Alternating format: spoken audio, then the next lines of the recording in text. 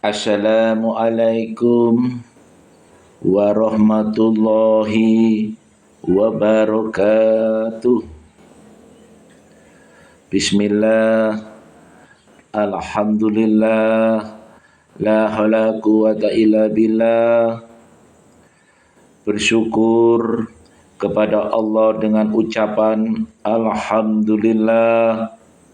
Pertama-tama, marilah kita bersolawat kepada baginda Nabi besar Muhammad sallallahu alaihi wasallam yang telah Allah utus ke muka bumi ini untuk mengantarkan kita dari zaman jahiliyah atau zaman kebodohan kepada zaman yang terang benderang ini. Berbahagia sekali, bersyukur kepada Allah kita bisa berkumpul bersama di tempat yang insya Allah diridhoi Allah Subhanahu wa taala.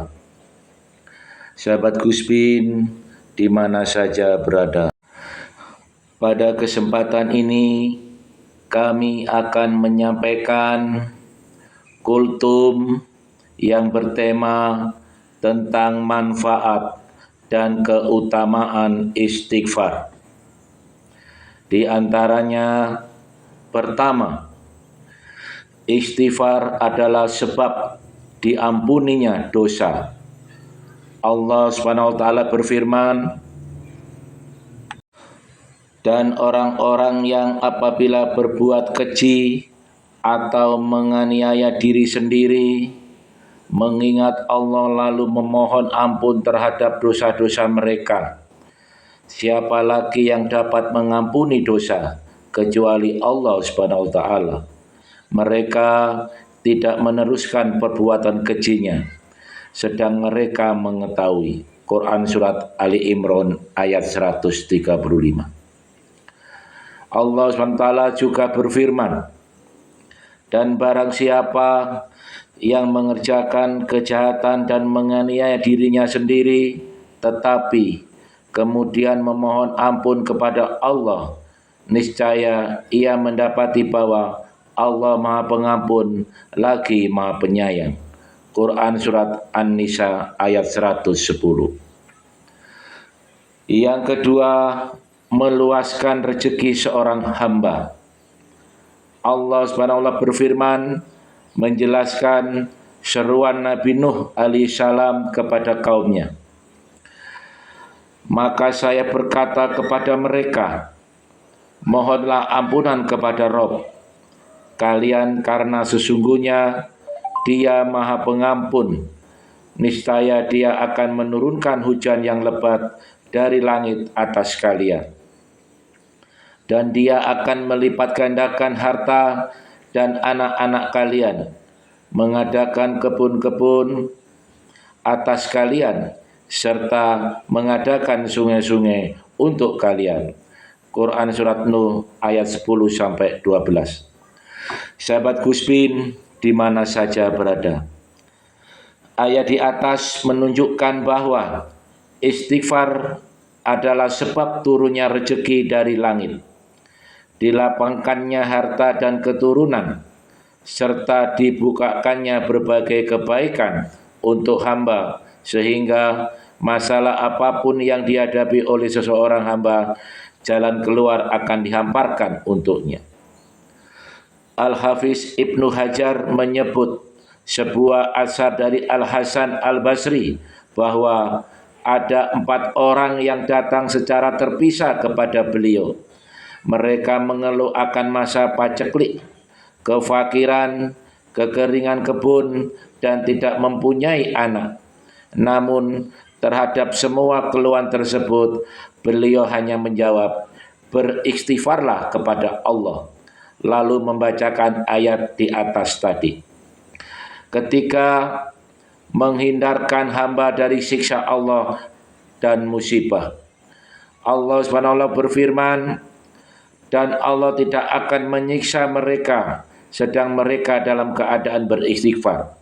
Quran Surat Al-Anfal ayat 33. Sahabat Guspin di mana saja berada, Allah SWT berfirman menjelaskan sebab terselamatkannya Nabi Yunus alaihissalam. dari Quran surat As-Saffat ayat 143 sampai 144 yang artinya, maka kalau sekiranya dia tidak termasuk sebagai orang-orang yang banyak bertasbih, niscaya ia akan tetap tinggal di dalam perut ikan itu sampai hari kebangkitan.